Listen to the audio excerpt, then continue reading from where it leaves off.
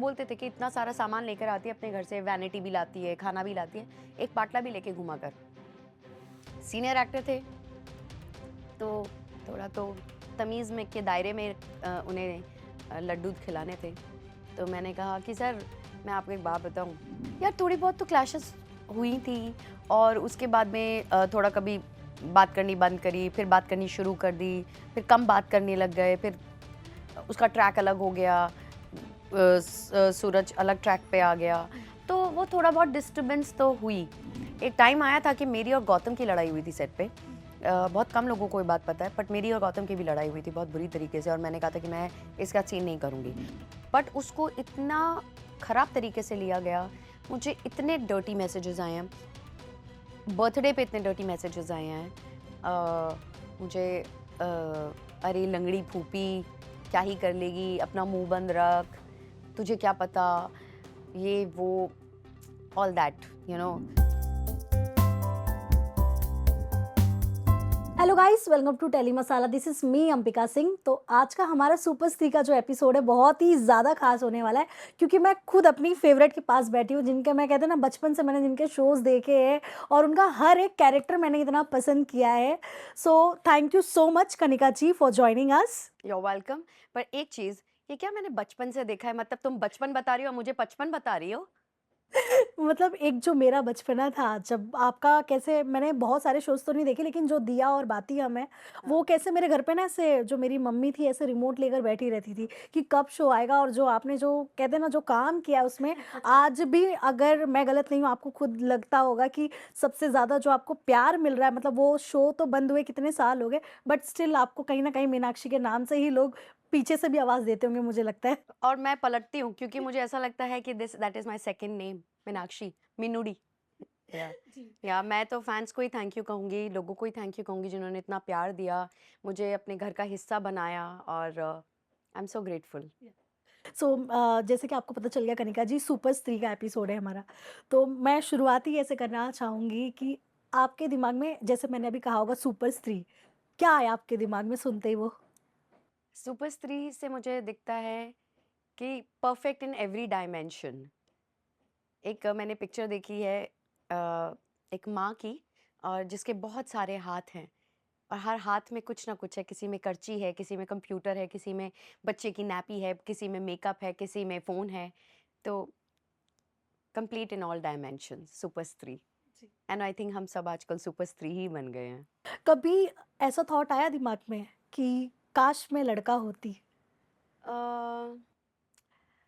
काश मैं लड़का, तो ये बहुत ही डीप क्वेश्चन है। अ, नहीं, मैं जैसी हूँ, मैं मतलब लड़की बहुत अच्छी हूँ।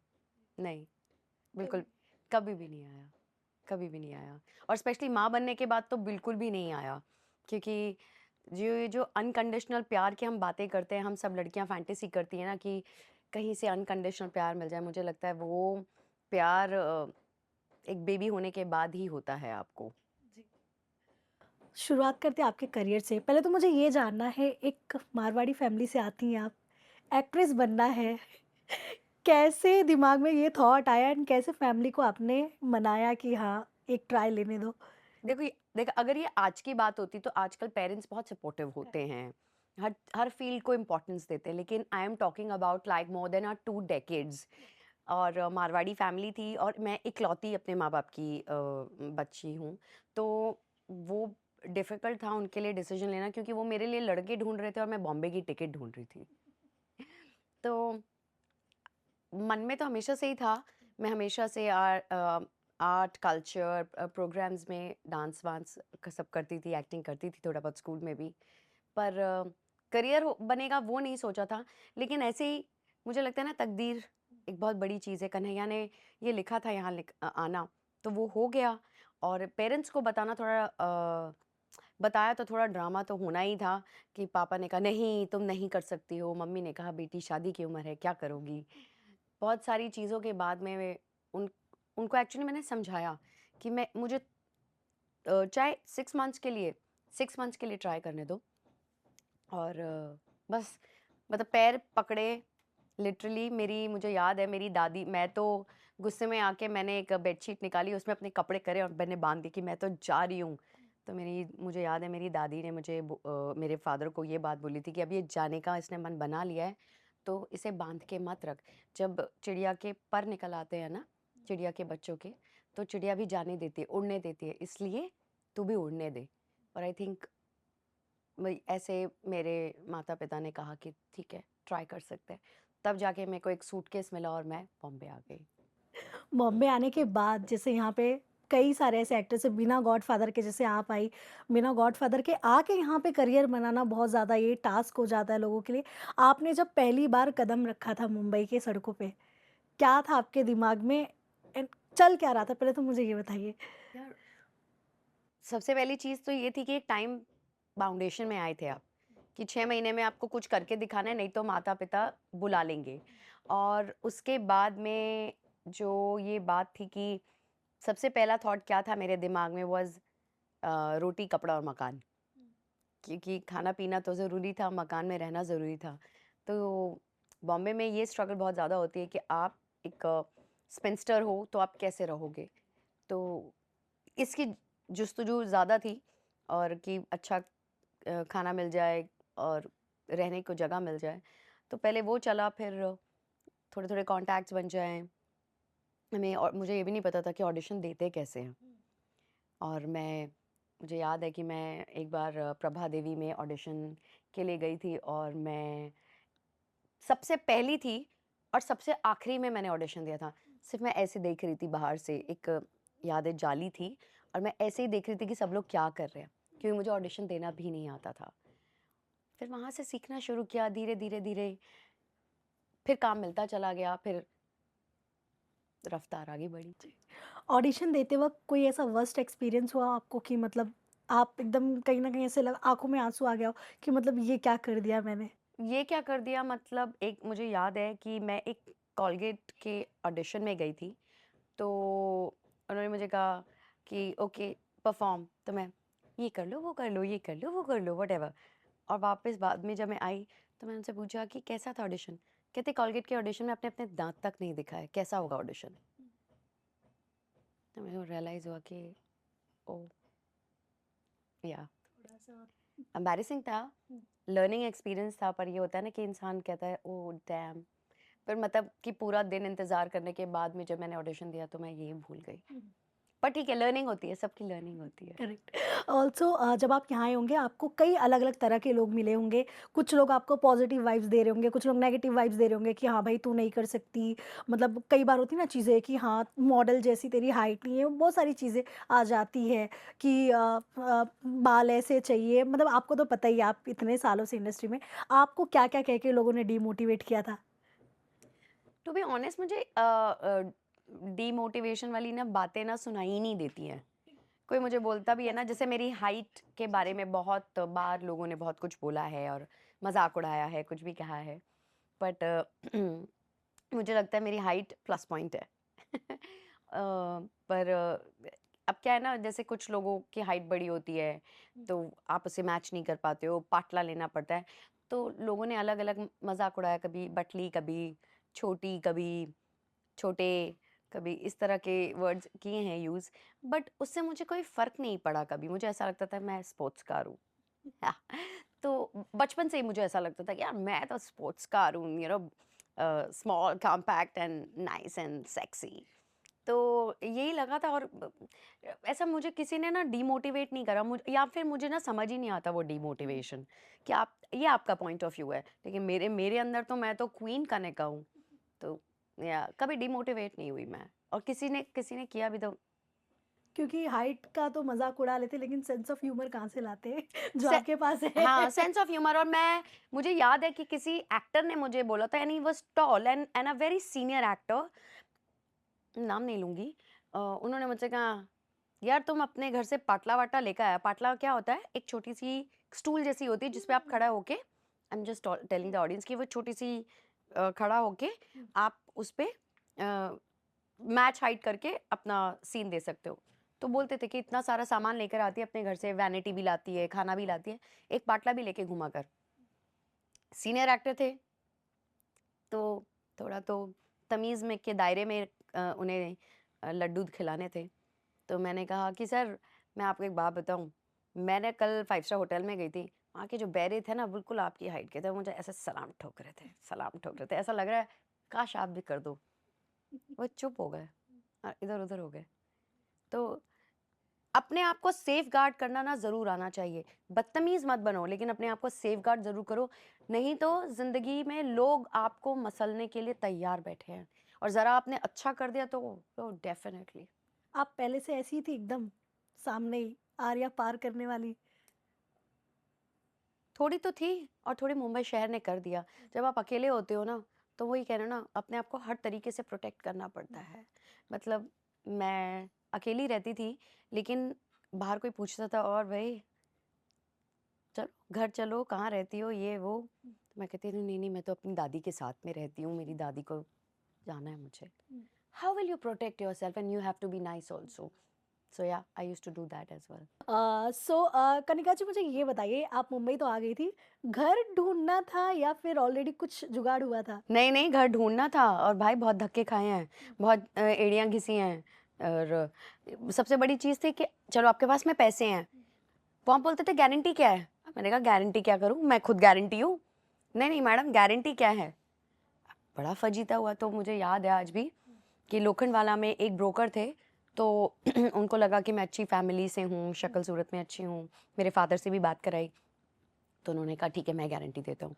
तब जाके मुझे एक घर मिला था, मुझे याद है लोखंडवाला में था। लेकिन आपको एक बात बताऊँ, जब मैं लोखंडवाला में घर लिया था ना, तो मैं जब लोखंडवाला घूमती थी ना, मैं कहती थी भगवान बस ऐसा चमत्कार करा दो कि लोखंडवाला में एक घर हो जाए, मेरा 1 बीएचके हो जाए। यू वोंट बिलीव मेरा 1 बीएचके घर था वहाँ। God is kind. ऑडिशन देने जब आप जाती रही होंगी, कई बार जब बाहर से लड़कियाँ आती हैं ना, तो उन्हें इनडायरेक्टली, कैसे अगर मैं कॉम्प्रोमाइज़ की बात करूँ, कई लोग होते हैं जो इनडायरेक्टली, डायरेक्टली बात करते हैं। आपको कितना ये चीज़ें फेस करनी पड़ी थी? यार वो तो हर किसी को ही फेस करनी पड़ती है। आप इस इंडस्ट्री में हो या नहीं हो, करना पड़ेगा। आप एक औरत हो ना और ज़रा सी इतनी सी भी खूबसूरत हो, तो ये चील जैसे लोग आते ही हैं झपट्टा मारने। लेकिन आपको वही मैंने बताया तो था, मैं तो दादी के साथ रहती हूँ। ये वहीं से आ रहा है।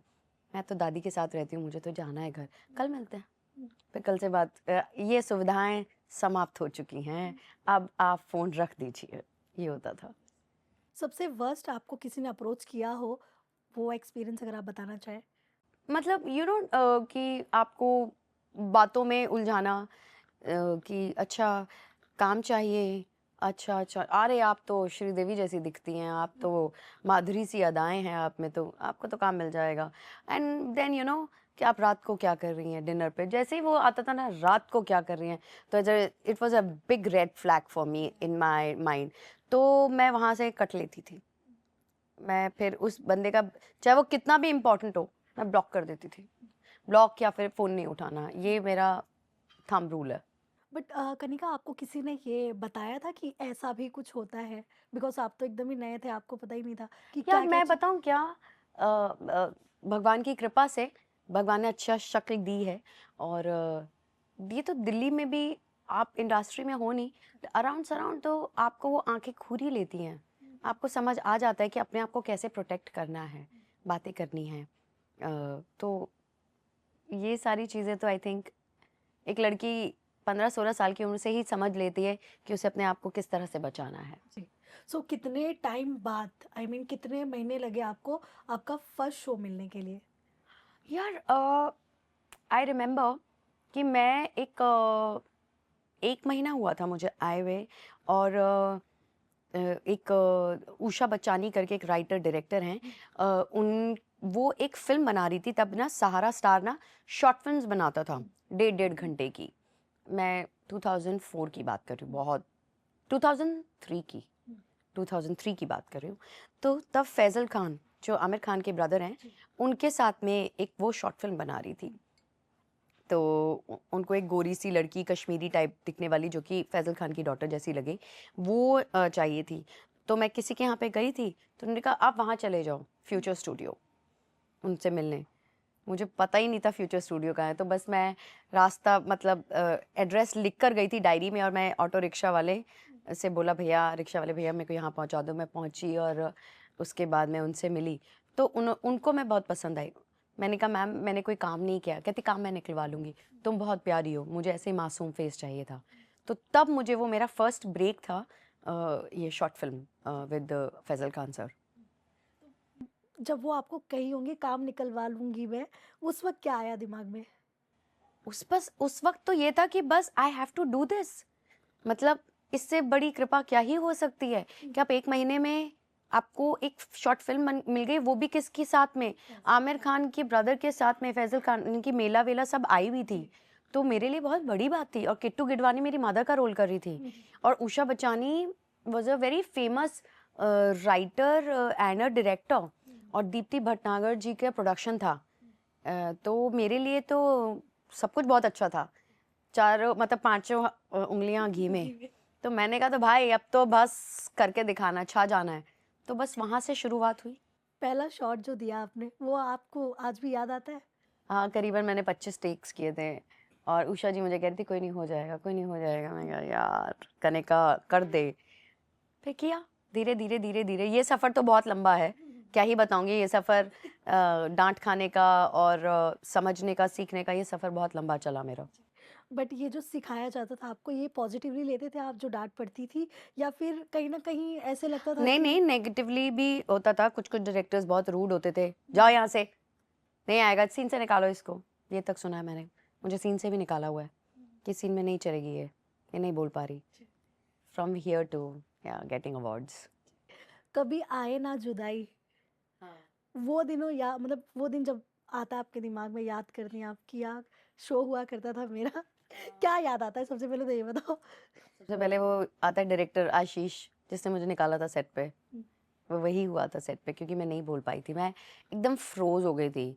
वहाँ पे नासिर खान थे, जॉनी वॉकर के बेटे, पूजा गई, जो कि मैंने उनको टीवी पे देखा होता। तो जैसे ही आप टीवी पे जिनको देखा हुआ है वो सामने आ जाए तो एकदम से ऐसा हो जाता है ना। तो मेरा भी मूवमेंट हुआ था सबको देख के, और थोड़ा टफ था, टफ था।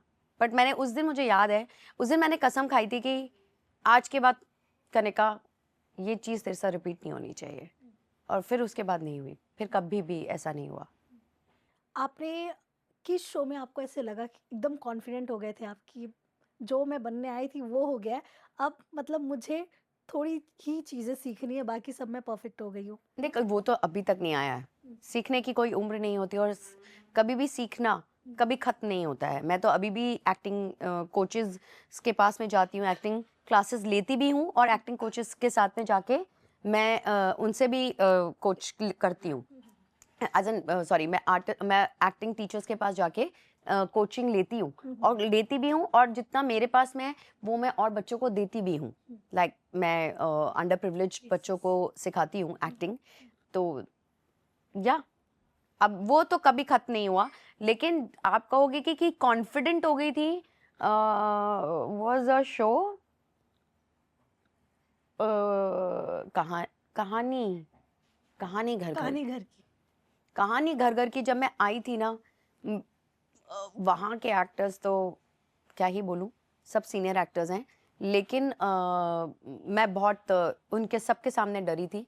बट उस टाइम पे मुझे मेरे फादर की एक कही बात याद आती है कि यही लोग हैं जो तेरे अच्छे परफॉर्मेंस पे तालियां बजाएंगे, और यही लोग हैं कि तेरा मजाक उड़ाएंगे। अब ये तुझ पे डिपेंड करता है कि तू क्या करना चाहती है, क्या लोगों से करवाना चाहती है। तो क्या हुआ था उस सेट पे? मतलब वहाँ पे एक्टर्स को मतलब अगर आपको माइक नहीं मिलता है ना, लाइन लाइन नहीं है तो माइक नहीं है। तो तेरे पास माइक है नहीं, ए फर्नीचर उधर हो, फर्नीचर बोला जाता था। या इनफैक्ट मैं अभी शहर होने को है सेट पे हूँ, तो दीपक काजिर जी थे, तो वो कहानी में भी थे। बहुत अच्छा वेलकम किया हमने, बहुत शहर की बात करी। तो ऐसे ही मैंने ऐसी मजाक में बोला दीपक सर आज फर्नीचर नहीं, आज माइक है। तो हंसने लगे, कहते अरे तुझे पुरानी बातें याद है। मैंने कहा ये बातें इतनी जल्दी कोई नहीं भूलता, और ये बातें एक्चुअली इम्पॉर्टेंट भी हैं आपको याद दिलाने के लिए कि आप कहाँ से चले थे और कहाँ तक पहुँचे हो। तो इसके अलावा कनिका मुझे ये भी जानना है, दिया और बाती हम है, ये तो काफ़ी बाद आया, उसके पहले आपने कई शोज़ कर लिए थे।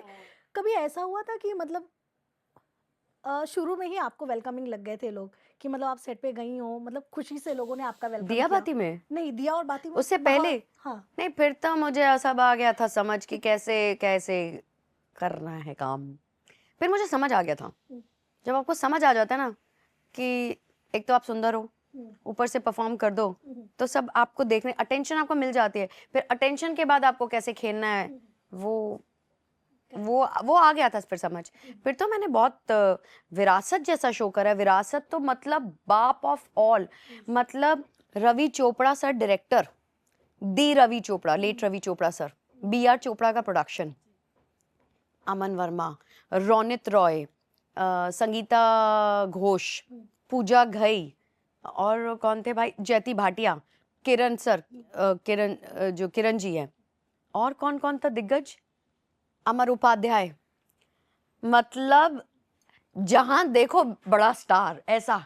मेरी तो राउंड ट्रॉली चलती थी पूरी, अरे यहाँ से ये, या and I was the youngest and I was the most pampered one. मैं मतलब अमन वर्मा, रोनित रॉय, इनकी वो थी, सबसे छोटी, मतलब सबसे बड़े भाई की डॉटर। और लेकिन बड़ा भाई और भाभी कहाँ गायब हुए एक्सीडेंट में पता नहीं चला, तो एवरीबडी मतलब सब मेरा टेक केयर करते। ये विरासत की फिल्म का ग्राफ था। But Sangeeta Ghosh was very nice. Pooja Ghai was so nice. And Ronit and Aman ji वो used to say, ए छोड़े तो जाता है। ठीक है, लेग पुल तो होता ही था, वो सीनियर एक्टर होते तो लेग पुल करने के लिए कोई ना कोई तो होना चाहिए। बट ठीक है, वो भी फन में था, वो भी मेरे लिए सीखने का था, सीखने का प्रोसेस था, तो या। जयती मैम का भी नाम लिया आपने, जयती मैम के साथ कैसा बॉन्ड है आपका? जयती भाटिया मैम के साथ में मैंने बहुत शोज़ करे हैं, 3-4 शोज़ करे हैं। आउटस्टैंडिंग है, आउटस्टैंडिंग। और उनके अंदर एक छोटी-सी बच्ची है, जो मुझे बहुत प्यारी लगती है। आई स्टिल रिमेंबर, ये कीकी पापा, वो अपने अपने हस्बैंड को कीकी पापा बोलती हैं, वो मुझे बड़ी क्यूट लगती थी। तो हम लोगों ने काफ़ी शोज़ साथ में किए हुए हैं। सो या, she is an amazing woman. जैसे-जैसे आप काम करते गई, पॉपुलैरिटी आपको मिलते गई। दिया और बाती से पहले ही आप पॉपुलर थी, मैं बता दूँ जिन लोगों को आप दिया और बाती से आपको जानते हैं, उससे पहले ही आपने नाम कमा लिया था, अपने लिए एक जगह बना ली थी। वो कितना डिफ़िकल्ट था? क्योंकि ऐसे कहा जाता है स्पेशली फीमेल्स के लिए कि जब आपका करियर इतना पीक पे हो और आप शादी का डिसीज़न लेते हो, तो कहीं न कहीं आप खुद से आपका काम रोक देते हो। क्या ये सच है? यार कहीं न कहीं तो बाउंड्रीज़ आती हैं, क्योंकि जब आप आराम से काम कर रहे हो, सडनली आपने शादी करी है, तो उसके साथ एक ऐड ऑन फैमिली है, रिस्पॉन्सिबिलिटीज़ हैं। आप उसमें ये नहीं कह सकते अपनी सुबह 8 बजे उठ के कि भाई मैं तो जा रही हूँ, मैं तो 9 टू 9 काम कर रही हूँ, मैं रात को आऊँगी और आते ही सो जाऊँगी। आप ऐसा नहीं कर सकते हो, आपको अपनी फैमिली के लिए टाइम निकालना पड़ता है, अपने हस्बैंड के लिए, बाहर जाना होता है। पर मेरे साथ तो कुछ और हुआ। दिया बाती हुआ तो मुझे, सच बताऊँ, मुझे इतना नहीं लगा था कि इतना पॉपुलर हो जाएगा, क्योंकि पहले प्रोड्यूसर्स थे, सुमित जी, और शशि जी के साथ मैंने काम किया हुआ था, राइटर थी, तो पहले मैं जानती थी। बट ऐसा नहीं लगा था कि ये रातों रात इतना बड़ा शो खड़ा हो जाएगा। तो मेरी तो बीच में एंगेजमेंट हो गई थी, तो मैंने कहा ठीक है, एंगेजमेंट हो गई है, नहीं होगा तो छोड़ दूंगी शो, क्या बड़ी बात है। भाई वो तो 3 महीने में नंबर 1 हो गया, उसके बाद मैं नॉमिनेट हो गई, फिर तो मेरे हस्बैंड ने बोला कि नहीं कनिका कंटिन्यू करो। मैं दिल्ली शिफ्ट हो रही थी, फिर मेरे प्रोड्यूसर्स ने बोला कि नहीं, मीनाक्षी तो जा ही नहीं सकती। तो मैं 8 दिन दिल्ली रहती थी और 8 दिन बॉम्बे रहती थी। और वो बहुत टफ था, क्योंकि दिल्ली का वेदर, ठंड में कुछ और होता है, यहाँ ठंड पड़ती नहीं है, तो मेरे लिए बहुत डिफ़िकल्ट था। पर या, गॉड वाज़ काइंड। उसके बाद नच बलिए मुझे ऑफ़र हो गया, मेरे हस्बैंड यहाँ आ गए, तो या ये मैं सच बताऊँ, 2011 से मेरी लाइफ जो बदली है ना, वो ऐसा लग रहा था कि वो शकुनी मामा ने अपने पास से रखे हुए थे और ऐसे डाले, ये ले, क्या चाहिए तुझे, वो हो गया। ये दिया और बाती हम कैसे आए आपकी लाइफ में? या मैं ऑडिशन किसी और चीज़ के लिए देने गई थी, तो सुमित जी वहीं थे, और उन्होंने कहा कि कनिका हमारा एक शो आ रहा है, तुम करना चाहोगी? तो मैंने कहा हाँ ठीक है, कर लूँगी मैं। तो उन्होंने कहा आप ये ऑडिशन दे दो, तो मैंने ऑडिशन दे दिया। आई थिंक 2 दिन 3 दिन के बाद ही उनका फ़ोन आ गया। किसी का तो फ़ोन आया था, मैं गाड़ी चला रही थी, मुझे याद है गाड़ी चला रही थी, या पता नहीं किसी से लड़ रही थी शायद, गाड़ी चलाते चलाते ही वो फ़ोन आया कि मैम वो मीनाक्षी का जो कैरेक्टर है वो फाइनल हुआ है, तो क्या वो माँ बनने का है तो चलेगा? उस वक्त मेरे लिए माँ बनना, मैं मना कर देती अगर मैं उस लड़ाई में नहीं होती। हाँ हाँ ठीक है, हाँ हो जाएगा, ओके ओके। और मैंने कहा, और मैं लड़ाई में ही इन्वॉल्व थी, मुझे अच्छे से याद है कि मैंने उस रोल के लिए हाँ कैसे की। और उसके बाद तो मैंने कहा चल यार हाँ तो कर दी, कोई बात नहीं, देख लेंगे। फिर तो भगवान ने कहा चलो देखते हैं अब आगे। वो लड़ाई रंग लाई। वो लड़ाई रंग लाई यार, आई नो। वो कहते हैं ना दाग अच्छे हैं, लड़ाई अच्छी है। I know. तो जैसे कि आपने कहा कि अंदाजा नहीं था जरा भी इतना पॉपुलर हो जाएगा, मतलब गांव हो शहर हो कहीं हो हर जगह यही 9 बजे वो दिया और बातें हम चलता था, आई नो। वहां सेट का माहौल कैसा था? बहुत अच्छा। वो इतना अच्छा है, वो आज भी उतना ही अच्छा है। मतलब हम सेट पे नहीं हैं, लेकिन आज भी मैं नीलू वाघेला को भाभोई कहती हूँ, वो मुझे मीनुड़ी बोलती हैं, गिलहरी बोलती हैं, दीपिका को हम संध्या ही बोलते हैं, और अशोक लोखंडे सर को बाबा साई बोलते हैं। मतलब हम आज भी, बल्कि गौतम गुलाटी को मैं कभी कभी मैसेज और फ़ोन करते ना, ए जी ओ जी सुनो जी, अरे यार करने का यार, वो ऐसे आज भी बोलता है मुझे। मैं आज भी ए जी ओ जी सुनो जी। तो हम आज भी वैसे ही हैं, like good freaking bond. Meenakshi की जो कहते हैं ना चुलबुलाहट थी वो कनिका के अंदर कितनी है? यार it's driven from me, I will tell you. मेरे लिए लिखा गया था, लेकिन लिखकर मैंने उसमें अपनी कर करके ना उसको और ऊपर कर दिया, और उस टाइप की नेगेटिव आप देख नहीं सकते थे। उस टाइप की नेगेटिव लड़कियां, मतलब नेगेटिव कैरेक्टर ऐसा था ही नहीं कि जिससे प्यार ही हो जाए, कि ये क्या है यार, ये क्या बुद्धू है, पागल है, कुछ भी कर रही है, अब ये फंसेगी, और ये कितनी कांडी है।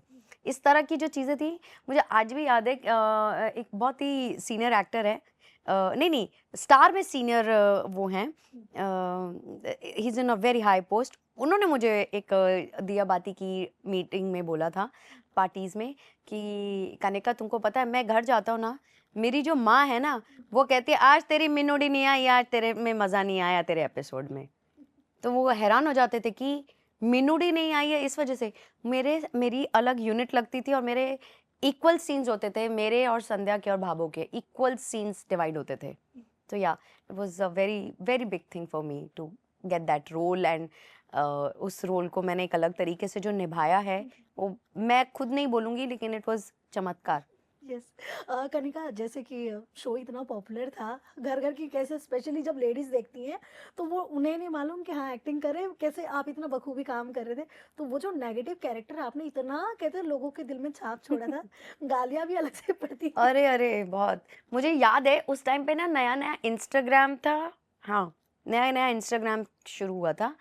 तो एक लेडी ने मुझे मैसेज किया कि पता है मैंने कल मैं मीना बनी। तो उसने फिर एक लंबा सा एक लिखा था कि जैसे आप अपनी जेठानी को क्योंकि उसने अच्छे जेवर पहने थे इसलिए आपने शादी में नहीं जाने दिया उल्टियां करके, कल मैंने भी यही किया। मेरी मेरी जेठानी बहुत सुंदर दिख रही थी, इस वजह से मैंने भी घर में उल्टियां करनी शुरू कर दी ताकि वो भी ना जाए। मैं भाई ये तो गलत हो रहा है। तो या प्यार बहुत मिला। एक अच्छा सीन निकालने के लिए को एक्टर्स के बीच में बॉन्ड कितना ज्यादा जरूरी है? आपने दिया और बाती के सेट पे वो क्या सीखा? बहुत ज्यादा जरूरी है। जब तक आप मन से नहीं करते हो ना, जब कहते हैं ना फील नहीं करते हो, तब तक वो कैमरा है ना, वो सब पकड़ लेता है, लाइक माइक्रो सेकंड के एक्सप्रेशन भी पकड़ लेता है। तो हमारी एक तो बॉन्डिंग बहुत अच्छी, ऊपर से हम एक दूसरे को रिस्पेक्ट भी। वो रियल लाइफ में भाभो कहते हैं अम्मे नोड़े क्या कर रही है, अरे अरे भाभो खाना तो खिला दो, क्या लेकर आई हो, मक्खन मेवा क्या लाई हो। तो वो ही हम इम्बाइब कर देते थे अपने सीन में। गिलहरी लिखकर नहीं आता था, वो तो भाभो एक दिन मुझे ऐसी बोली, कहती यार तेरा वो सीन बड़ा पसंद आया, कैसे तू करके निकली जैसे गिलहरी निकलती है। तो कहती है हम सीन की प्रिपेयर ही कर रहे थे, कहते मैं इसके हाथ से गिलहरी कहूंगी, गिलहरी किधर जा रही है, कटे मर रही है। तो बॉन्ड अच्छा होता है ना, तो इम्प्रोवाइजेशंस भी अच्छी होती हैं, सीन भी अच्छा निकलता है, और फिर तो बल्ले-बल्ले हो ही गई थी। जी। जैसे कि आपने कहा कि बॉन्ड काफ़ी अच्छा था, वो बॉन्ड आप लोगों का आज भी देखने मिलता है। अभी जब दीपिका सिंह की सिस्टर की शादी थी तभी देखा आप लोगों का जो ओह हो हो! डांस प्रैक्टिस, जो कैसा बॉन्ड शेयर करते हो आप, और स्पेशली किस तरह का वो रिश्ता बन जाता है जब आप को-एक्टर की फैमिली के साथ भी उतना इन्वॉल्व हो जाते हो? क्योंकि क्या है ना, नीलू जी की फैमिली, दीपिका की तो शादी हमारे साथ हुई थी, हमारे डायरेक्टर के साथ ही हुई थी। हमने कहा हमारे सामने ये। तो ये बाद में जब पता चला था, मैं रोहित को कहा, रोहित मुझ में क्या कमी थी? तो कहता यार तुम चुप रहो यार। मैं, अच्छा अच्छा। तो हम क्योंकि फैमिलीज को जानने ही लग गए थे 7 साल, बहुत 7.5 साल बहुत बड़ी टाइम होता है यार एक दूसरे को जानने में। और दीपिका की जो बहन है अनामिका, वो भी बहुत प्यारी है। उसके साथ मैंने कथक भी सीखा हुआ है, तो उसकी शादी के लिए मैं भी लड़के ढूंढ रही थी बाय द वे। फिर जब उसने बताया कि लड़का ढूंढ लिया और शादी है, तो फिर ये था कि यार ब्राइड्समेड्स बनेंगे और नाचेंगे। अब अपनी फ्रेंड की सिस्टर की शादी को एक ऐसा यादगार बनाएंगे कि वो कभी ना भूल पाए, और देखो वो कभी भी नहीं भूलेगी। तो दीपिका से बात हो रही थी तो मैं भी आ गई, नीलू जी भी आ गए। और सबसे प्लस पॉइंट है, हम लोग ना हम तीनों एक दूसरे के साथ में 10 मिनट की दूरी पे रहते हैं।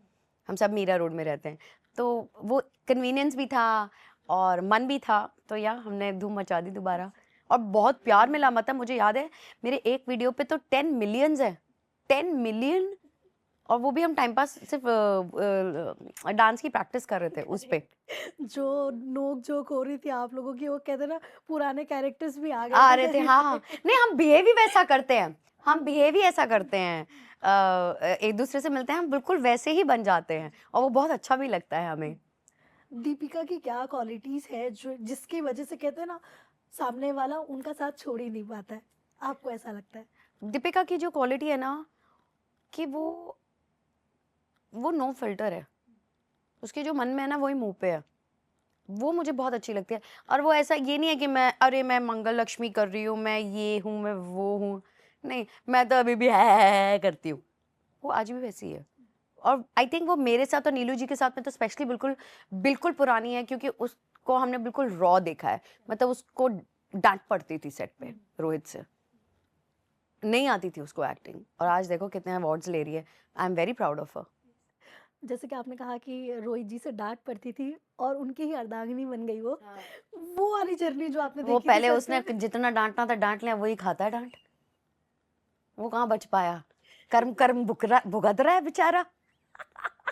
डोंट टेक मी रॉन्ग, ये घर घर की कहानी है यार। पतियों को ऐसा समय से होना पड़ता है। हाँ, सुपर स्त्री है वो। रोहित स्मूथ सुपर स्त्री है। बहुत अच्छा है, बहुत अच्छा है। डांट उसने बेचारे ने बहुत खिलाई, और अब खा रहा है। जी। आप लोग को कब पता चला था कि दीपिका और रोहित जी आगे चल के मतलब शादी करेंगे, और कितना सरप्राइजिंग यार था? एक दिन मुझे याद है, बड़ी मजेदार बात है। तो मैं यहाँ खड़ी हूँ, यहाँ भाभो खड़ी है, यहाँ संध्या है। अच्छा, एकदम से हमने कोई डायलॉग बोला, एकदम कट कट। रोहित आया, और यहाँ पे ना, यहाँ पे उसका एक धागा था, वो आया और थू करके चला गया।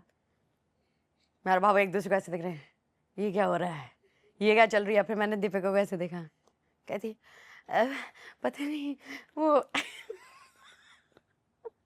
मैं कॉट इन द एक्ट, आप तो जेल में जाना पड़ेगा, जेल की रोटी खानी पड़ेगी, हमें बताना पड़ेगा। तो फिर पता चला कि हाँ, but soon they got married, तो वाज वेरी नाइस।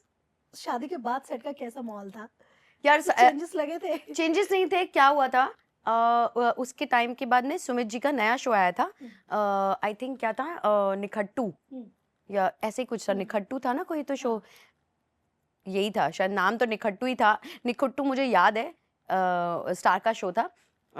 वो वहाँ चले गए थे शूट करने के लिए, क्योंकि डायरेक्टर्स चेंज होते रहते, तो वो वहाँ चले गए थे। लेकिन it was very nice, very very pleasant. हम लोग फैमिली की तरह रहते थे, लिटरली फैमिली की तरह ही। रोहित हम सबको फैमिली की तरह ही लेता था, और इसी वजह से ये शो यहाँ तक पहुँचा था। जी। किसी शो में अगर हम काम करें, किसी डेली सोप में, डायरेक्टर के साथ बॉन्ड कितना अच्छा होना चाहिए? बहुत इंपॉर्टेंट होना चाहिए, क्योंकि वो हम सबकी स्किन ऑफ द कैरेक्टर जानता है, वो सोल जानता है, वो पूरा प्रॉपर वो एक फ्रेम में सबको रखता है। उसको पता है किस तरह से मूव हो रही है, हम सबको अपने कैरेक्टर्स पता होते हैं, लेकिन डायरेक्टर को पता होता है कि उसको कैसे मूव करना है, तो वो बहुत इंपॉर्टेंट होता है, डायरेक्टर का साथ भी और उसका विश्वास भी। जी, ऐसा कहा जाता है कि जिस सेट पर 2 लीड्स के आपस में नहीं जमते, वो शो पर इम्पैक्ट आता है उसका। I don't want to comment because we are sailing in a very similar situation, but yes, definitely impact होता है।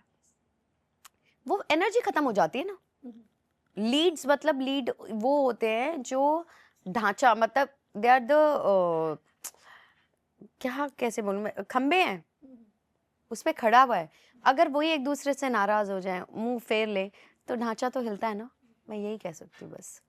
खबरें उस वक़्त ऐसी भी थी कि क्योंकि टीआरपी में रहने वाला शो जब अचानक से टीआरपी गिरने लगी थी, तो खबरें ऐसे आने लगी थी कि दीपिका और जो अनस राशिद थे, उनके भी बीच में जो क्लैश था वो बढ़ते जा रहा था, जिसकी वज़ह से काफ़ी प्रॉब्लम हो रही थी। क्या ये बात सच है?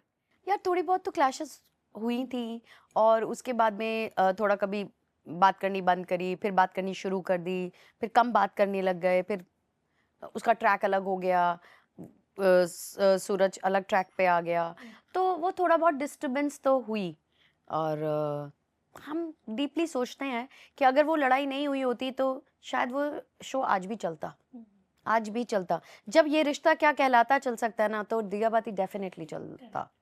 बट ये शुरुआत कैसे हुई थी? मतलब वो दोनों का शुरुआत में तो काफ़ी यार अच्छा पता है, था। आप जब रोमांटिक सीन्स करते हो या फिर आप बहुत सारे सीन्स करते हो, कहीं ना कहीं क्लैश होता ही है। वो ईगो क्लैशेस थी, जो कि मुझे ऐसा लगता है कि मिसअंडरस्टैंडिंग्स जो होती है ना, उनको अगर बैठ के क्लियर किया जाए तो आप काफ़ी चीज़ें ठीक कर सकते हो। लेकिन वो होता है ना, who take the first step, वो वाली होती है, और वहीं पे पहले आप वाली बात हो जाती है और गाड़ी निकल जाती है।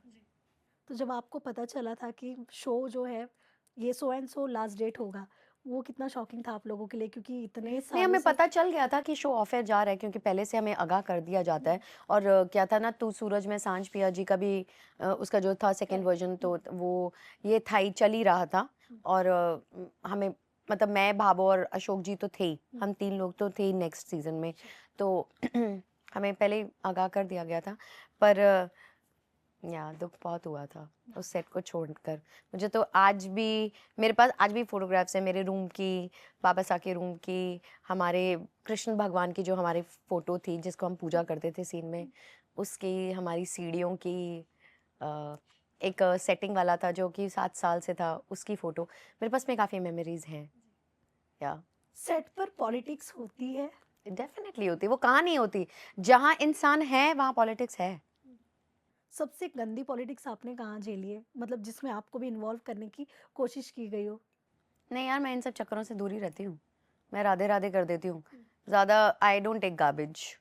मतलब अगर जहाँ पे भी ऐसी बातें होने लग जाती है ना, मैं वहाँ से कट लेती हूँ, क्योंकि कोई मतलब नहीं है इन बातों का। आप अपना माइंड खराब करते हो और आपका चेहरा खराब होता है। सबसे पहली चीज़, आप नेगेटिव बातें करने लगो और ये सब चीज़ें करने लगो ना, तो बहुत खराब होता है। एक टाइम आया था कि मेरी और गौतम की लड़ाई हुई थी सेट पे। बहुत कम लोगों को ये बात पता है, बट मेरी और गौतम की भी लड़ाई हुई थी बहुत बुरी तरीके से, और मैंने कहा था कि मैं इसका सीन नहीं करूँगी। और हम सीन करते भी थे तो हम ऐसे नहीं, ऐसे देखती थी, क्या कह रहे हो गौतम, मतलब विक्रम जी, और वो इधर देखता था। लेकिन एक दिन मैंने खुद सोचा कि यार मैं जब बॉम्बे शहर आई थी, मैं क्या सोच कर आई थी? मैं कुछ और सोच कर आई थी और मैं कुछ और कर रही हूँ। जब इतना अच्छा काम मिला है, मैं क्यों कर रही हूँ?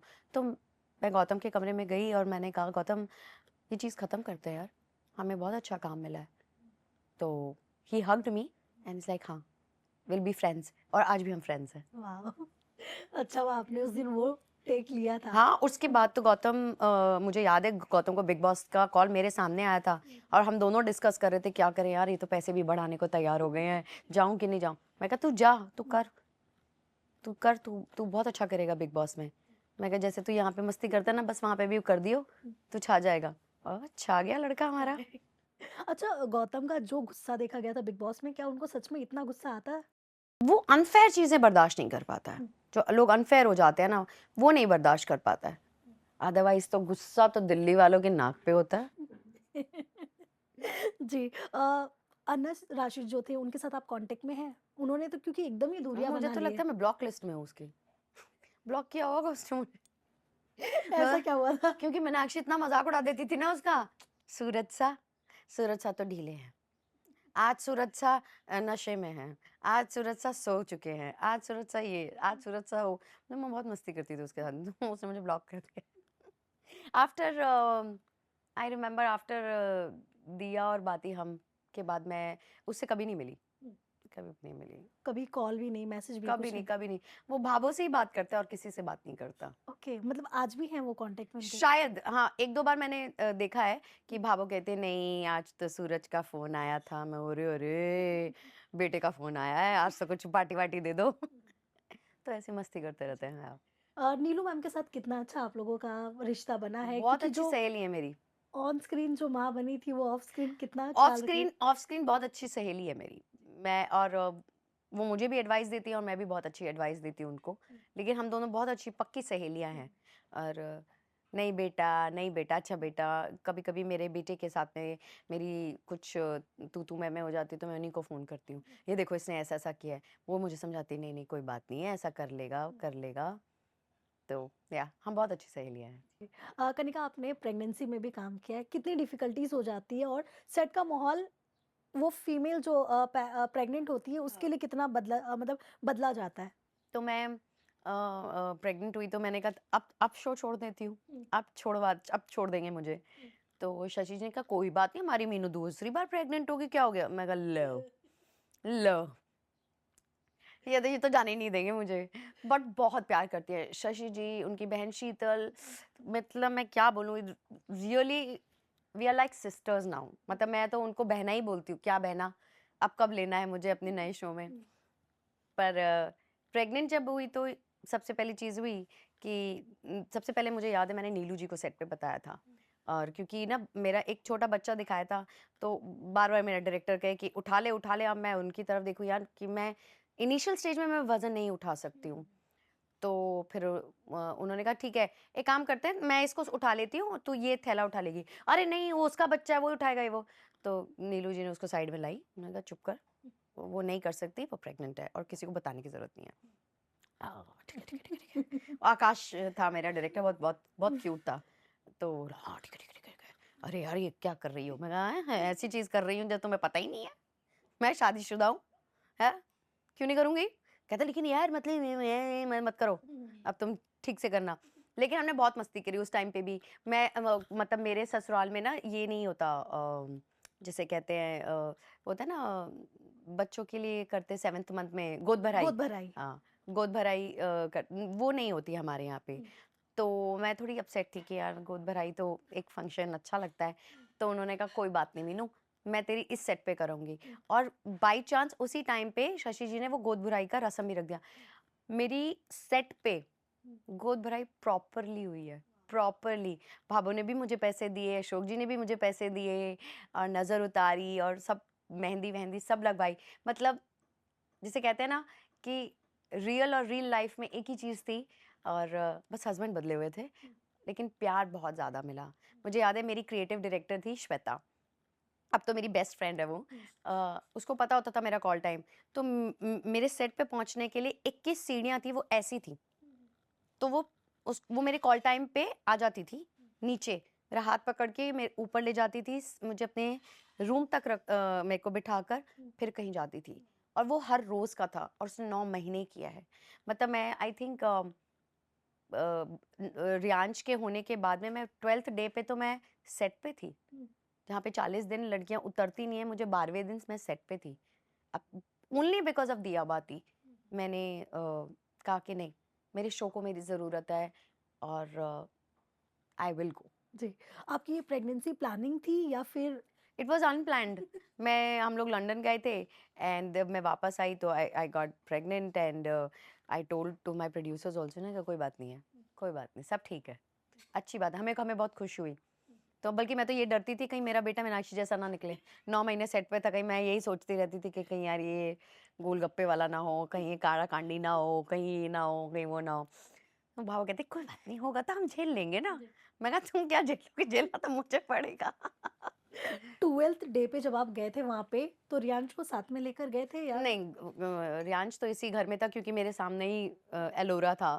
तो ये मीरा रोड शिफ्ट होने का मतलब ही यही था कि सेट मेरा सामने था। मेरे हस्बैंड ने कहा कि नहीं तू आराम से शूट कर और आराम से रह कि जाना आना। और मेरे को बहुत वॉमिटिंग्स होती थी, तो मैं ये होता था कि मास्टर किया वॉमिटिंग कर कर आई, फिर आया क्लोज किया फिर वॉमिटिंग की, ऐसा था हाल मेरा। बट या मुझे बहुत पसंद थी मेरी प्रेगनेंसी का टाइम। जी। अ, जब आप 12 डे पे गई थी, कितने कॉम्प्लिकेशंस थे? बिकॉज़ मैंने भी देखा है सामने। कॉम्प्लिकेशंस बहुत थे, बहुत थे। बट जो उस टाइम पे विक्रम का रोल कर रहे थे, अबीर, उस टाइम मेरा बहुत ध्यान रखा है, बहुत मतलब रियल में एक बड़ी सिस्टर की तरह और रील में एक वाइफ की तरह बहुत बहुत ध्यान रखा है मेरा उसने। लेकिन कॉम्प्लिकेशंस बहुत थी। आई वाज लैक्टेटिंग एंड मतलब ड्रेसेस खराब हो जाती थी, भूख बहुत लगती थी, वजन बढ़ गया था, ट्रोल बहुत हो रही थी, डिप्रेस बहुत हो गई थी। बट ठीक है, चल रहा था, ये लाइफ का पार्ट था, मैंने उसको उसी तरह से एक्सेप्ट करा। बेटे को कितना मिस करती थी आप सेट पे? यार मैं बेटे को इसलिए मिस नहीं करती थी कि जब मेरे को 1 घंटा, मेरे को बहुत पैम्पर किया गया था। मैं 12 बजे आती थी, 5 बजे, साढ़े 5 बजे चली जाती थी। सब मेरे लिए तैयार होता था। सारे मास्टर्स मेरा ड्यूप करता था, क्लोज आके मैं कर देती थी। तो मुझे बहुत पैम्पर किया गया। मतलब specially Shashi Sumit productions the best production house ever which I have worked with. मतलब बहुत बहुत बहुत अच्छा प्रोडक्शन है। बट स्टिल 12 दिन के बच्चे को छोड़ के वहाँ सेट पे जाना, ऐसे लगता था कि यार काम छोड़ देती हूँ, थोड़ा बेबी के नहीं, साथ। नहीं, जितनी मोहब्बत बच्चे से उतनी ही मोहब्बत दिया बाती से थी। मतलब छोड़ने का तो कोई अर्थ ही नहीं था। हाँ, वो पहचान बन गया था। बिल्कुल। कभी ऐसा मोमेंट आया आपकी लाइफ में एकदम ही लगा हो कि यार सब छोड़ छाड़ के मतलब मुझे अकेले घर रहना है, या मतलब किसी सबसे कट ऑफ कर लेना, कभी ऐसा मोमेंट आया? कट ऑफ सबसे नहीं करना, because I am a very social person. मैं सबको हँसाती रहती हूँ, तो कोई मुझे छोड़ना चाहता ही नहीं है पहली बात। और नहीं, ऐसा कभी फीलिंग नहीं आई, जी। कभी नहीं आई। सो माँ बनने के बाद खुद में क्या बदलाव देखा आपने? यार मतलब मैं मैगी और कोक की शौकीन हूँ, अब मुझे मना करना पड़ता है, मत खा, ये क्या कर रहा है? कोक मत पी, मैगी मत खा। और अंदर से करता है, कनिका तू कह रही है? थोड़ा बुरा लगता है, बेटा पढ़ ले। मैं खुद पढ़ने की चोर थी, तो मुझे पढ़ ले बेटा पढ़ ले। थोड़ा ये कॉम्प्लिकेशंस लगती है अपने आप से ही, जब मुँह से कुछ और निकल रहा है और अंदर लग रहा है कि यार ये मैं हूँ। कभी-कभी लगता है सुबह 6:30 बजे उठती हूँ ना, कहती हूँ अरे यार इसकी छुट्टी करा दूँ। फिर लगता है नहीं, नहीं यार ये इसे घर में कौन पूरा दिन सँभालेगा? नहीं तू जा भाई तू अभी जा। तो ये सारी चीज़ें कॉम्प्लिकेशंस हैं। हुँ। और एक क्वेश्चन और पूछना चाहूंगी, थोड़ा पर्सनल लगेगा आपको। 11-12 साल का जो रिश्ता होता है, जो हमारे लव्ड वन होते हैं, मतलब बहुत सारी मेमोरीज होती है और आपने तो इतने अच्छा टाइम बिताया था। ऐसे रिश्ते को ख़त्म करना कितना ज़्यादा डिफ़िकल्ट हो सकता है किसी लड़की के लिए? देखिए डिफ़िकल्ट तो हुआ है, ऐसा नहीं कहूँगी। और ऐसा नहीं है we have got divorced, we are still just living separately. और वो रखते हैं ध्यान। पर थोड़ा डिफ़िकल्ट होता है। डिफ़िकल्ट तो किसी भी रिलेशनशिप से निकलना होता है। पर I think I am coping up, I am coping up. ये लास्ट स्टेज कब आता है रिलेशनशिप में, जब ऐसे लगता है कि यार 2 लोगों को अपनी-अपनी लाइफ़ जीनी चाहिए? आपके साथ मतलब क्या हुआ था? ऐसा क्या चीज़ें व्हेन वर्कआउट नहीं की? When you don't speak to each other, जब आप बात करना ही बंद कर देते हो ना, वो नेल इन द कॉफिन होता है कि अब आपको शिकायतें भी नहीं है, कुछ है ही नहीं। वो वो लास्ट स्टेज होती है। अब जो सिंगल मदर की लाइफ जो आप अभी जी रही हैं, जो बेटे को कहते हैं ना, माँ का भी प्यार देना पड़ता है, बाप का भी प्यार देना पड़ता है कहीं न कहीं, क्योंकि पापा हर रोज़ तो नहीं मिल सकते, तो बिल्कुल। माँ को ही पूरी केयर करनी है। तो ये वाला मोमेंट आपकी लाइफ में ये कैसे? डिफ़िकल्ट है यार, ये हैट्स बदलनी पड़ती है, कभी माँ की हैट पहननी पड़ती है, कभी पिता की। कभी सख्त भी बनना पड़ता है, कभी प्यार भी करना पड़ता है। अ, ये प्रोसेस है। मैं उसको चैलेंज की तरह लेती हूँ, ये प्रोसेस है। और अब तो मेरा बेटा यहाँ तक मेरी हाइट पे आ गया है। और बहुत सारी चीज़ें हैं जो मैं उससे एक्सपेक्ट करती हूँ, और वो बहुत ज़्यादा अलग करता है। वो भी बहुत अच्छा लगता है और वो भी समझता है मेरी चैलेंजेस और ये सारी चीज़ें। समझदार है मेरा बेटा। कनिका, मैंने हमेशा से सुना है, इनफैक्ट मैंने देखा भी है कि जो इंसान सबको हँसाता है ना, वो जब अकेले में रहता है तो वो रोता भी है। हाँ, तो रोना भी तो एक इमोशन ही है। हँसना जैसे इमोशन, किसी भी बात पे हँसी आ जाती है। कि जैसे कोई बात आपने अपनी भाभी की दाल और चावल और उसकी, आपको कितनी हँसी आई? ऐसे ही रोना है, वो भी एक इमोशन है, तो मैं उसको दबाती नहीं हूँ, मैं निकाल देती हूँ। निकाल के बहुत अच्छा लगता है, तो वो मैं एक इमोशन की तरह ही लेती हूँ। मेरा बेटा भी, मैं ये नहीं कहती हूँ, वो भी एक दिन मेरे को आया, "मर्द को दर्द नहीं होता, मर्द कभी रोते नहीं।" मैं कहा, "ओह! बॉलीवुड डायलॉग।" मैंने कहा, "मर्द रोते भी हैं और मर्द को दर्द भी होता है, और रोना एक इमोशन है, और जित आपको आया तो निकाल दोगे तो वो बेटर होगा, नहीं तो अंदर वो पॉइज़न बनता है।" तो मैं तो निकाल देती हूँ। तो अकेले में रोते हो या कहते हैं ना कि अपने आँसू छुपा के जितना रहो मतलब अकेले में रो लो तो आ आई जाता है? Choose people, I choose people, but मुझे ऐसा लगता है मैं लोगों के सामने इतनी जल्दी नहीं रो पाती हूँ, क्योंकि मैं अपने दुख पे ही हंसने लग जाती हूँ। तो लेकिन हाँ, जब रोना आता है मैं रो लेती हूँ। अकेले में यस, अकेले में भी मैं बाथरूम में ही जाके रोती हूँ, बेडरूम में नहीं रोती हूँ, क्योंकि मेरे बेटे को पता लग जाता है। इसलिए मैं बाथरूम में जाके एकदम करके राधे राधे हो जाता है, ठीक हो जाती हूँ फिर। अब किन चीज़ों की ज़्यादा आपको टेंशन होती है? क्योंकि करियर भगवान जी की कृपा से अच्छा चल रहा है, बेटा भी है साथ में मतलब एक तो हँसाते भी रहते हो आप सबको ना, तो हँसाने वाले इंसान के ऊपर ऊपर वाले की कृपा हमेशा रहती ही है, मैंने ऐसा सुना है मेरी मम्मी कहती है।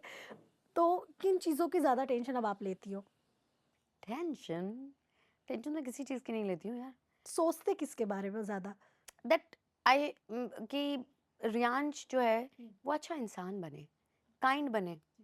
सिर्फ अच्छा इंसान बन जाए ना लाइफ में, वो मेरे लिए इम्पोर्टेंट है, क्योंकि अच्छे लोगों की ज़रूरत हर इंसान को पड़ती है। तो बस अच्छा इंसान बना दूँ, और किसी चीज़ की टेंशन नहीं है। मैं टेंशन लेती नहीं हूँ, देती हूँ। इंडस्ट्री का ये जो बदलाव आप देख रही हो आप, कितना सही लग रहा है आपको? कई सारी चीज़ें चेंज हो गई है। जैसे कि पहले आप लोग शूट करते थे तो इतना वैनिटीज़ वगैरह इतनी नहीं होती थी जितना अब जो हर मतलब हर फैसिलिटी तरीके मिल की रही है। फैसिलिटीज़ करेक्ट, हैं। करेक्ट। टेक्निकली भी अगर टेक्निकली देखें तो बहुत भाई सारी पहले चीज़ें कैप थी। 1 कैमरा पे शूट अप होता था, अब 3-3 कैमरा पे शूट होता है हमारा। हुँ, मतलब डेली सोप 3 कैमरा पे शूट होते हैं, और बहुत सारी चीज़ें हैं, वर्टिकल आ गया है, रील्स आ गई हैं, और कितनी सारी चीज़ें बदल गई। नहीं, बहुत अमेज़िंग है। मुझे तो, जिसे कहते हैं ना, मैं तो वक़्त की रफ़्तार के साथ चलती हूँ। पीछे क्या देखोगे? शुरुआत कहाँ से हुई थी और अब कहाँ पहुँच गए। आप एन्जॉय करो, जो मिल रहा है उसे एन्जॉय करो, तो मैं तो एन्जॉय करती हूँ। वर्टिकल सीरीज़ का जो मतलब वो है, पैटर्न है, वो थोड़ा मुझे अजीब लगता है, but definitely I like the change in the industry. आपने सीरीज़ भी की है बॉस। हाँ, वो तो मेरे हस्बैंड ने प्रोड्यूस भी की थी। जी, हाँ। कैसा था उसका अरे एक्सपीरियंस? बहुत मज़ेदार था। हम लोग शिमला में शूट कर रहे थे, करण के साथ थी, करण ग्रोवर के साथ में ही थी। उसके साथ पहले भी शूट कर रखा है, और अंकुश भट्ट मेरे डायरेक्टर हैं। वो भी मेरा बहुत पक्का दोस्त है, मेरा पहला दोस्त है बॉम्बे शहर में, और तो बहुत अच्छा एक्सपीरियंस था। Was a very good experience working there, and the role was also very good, और मतलब सबको लग रहा था कि मैं ही मर्डरर हूँ, बट मैं मर्डरर नहीं थी। तो yeah it was a positive role, तो थोड़ा मुझे भी थोड़ा अलग-सा लग रहा था, but it was a good yes, experience. आप भी अपने नए पॉडकास्ट के साथ आ रही, मैं चाहती हूँ ज़रा-सा आप बताएँ ताकि जो लोगों को नहीं पता उनको भी पता चले। और तो मेरा पॉडकास्ट और यूट्यूब में आता है द ऑटो अफेयर्स। तो ऑटो अफेयर्स का मतलब ये हुआ कि जैसे गाड़ियाँ मशीन नहीं होती, हुँ, गाड़ियों के साथ में इमोशंस होते हैं। एक स्क्रैच लग जाए, अगर आपकी बीवी को कोई छेड़ दे तो आपको इतना बुरा नहीं लगेगा, लेकिन आपकी गाड़ी को किसी ने ठोक दिया या स्क्रैच मार दिया, आप कैसे उतर के गाली गलौज करने लग जाते हो। मारने पीटने लग जाते हैं यार। पार्किंग के लिए लोगों ने गोली मार दी है ना? करेक्ट। ये सब भी हुआ है। तो मतलब गाड़ी एक बहुत बड़ा इमोशन है, और मुझे खुद लगता था जब मुझे परेशानी हो, मैं बाहर गाड़ी में निकल जाऊँ, बेटे को कहीं भी रात को आइसक्रीम के लिए चले जाएँ, तो मुझे ऐसा लगता है round round it's an emotion. हुँ, तो मैंने कहा, अगर मेरे पास में बहुत सारे इमोशंस हैं, तो ऐसे लोगों के पास में भी तो होंगे।